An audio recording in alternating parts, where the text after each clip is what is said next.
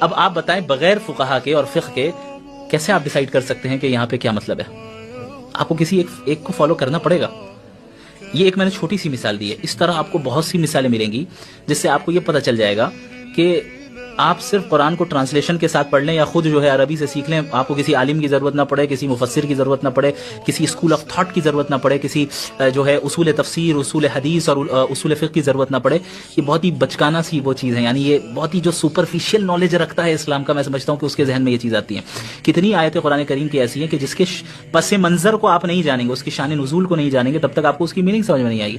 قد سمع اللہ قول التی تجادلک فی زوجها وتشتکی الی اللہ. اللہ نے اس عورت کی بات سن لی جو آپ سے بحث کر رہی تھی. کون عورت؟ کس کے بارے میں بات ہو رہی؟ اس کے لیے آپ کو کسی عالمی کے پاس جانا ہوگا. آپ نہیں میں تفسیر پڑھوں گا. تفسیر کس نے لکھی ہے بھائی؟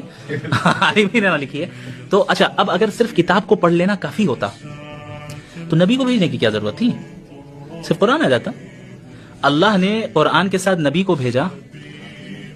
آپ یہ سمجھ لیں کہ ہم کتاب اللہ کو رجال اللہ سے حاصل کرتے ہیں. کتاب اللہ کو رجال اللہ سے حاصل کرتے ہیں. صحابہ نے سیکھ لیا نبی سے. اب تو چلیں قرآن محفوظ ہو گیا، قرآن ساری نازل ہو گئی، نبی کا انتقال ہو گیا، وفات ہو گئی. تابعین کہتے ہیں کہ بھائی اب تو قرآن موجود ہے، صحابہ کی کیا ضرورت ہے؟ وہ کیا سمجھائیں گے؟ ہم خود سمجھیں گے. لیکن کیا ایسا ہوا؟ کتاب اللہ کو رجال اللہ سے سیکھا جاتا ہے. تابعین آئے، اب تو حدیث بھی تیار سے مراد یہ کہ حدیث تو ہمیشہ سے محفوظ ہے، لیکن کمپائل کر دی گئی ایک جگہ پہ کتاب کی شکل میں. تو اب حدیث بھی ہے، قرآن بھی ہے. اب ان کی تابعین کی کیا ضرورت ہے؟ ایسا نہیں ہوا، وہ انہوں نے تابعین سے پڑھا.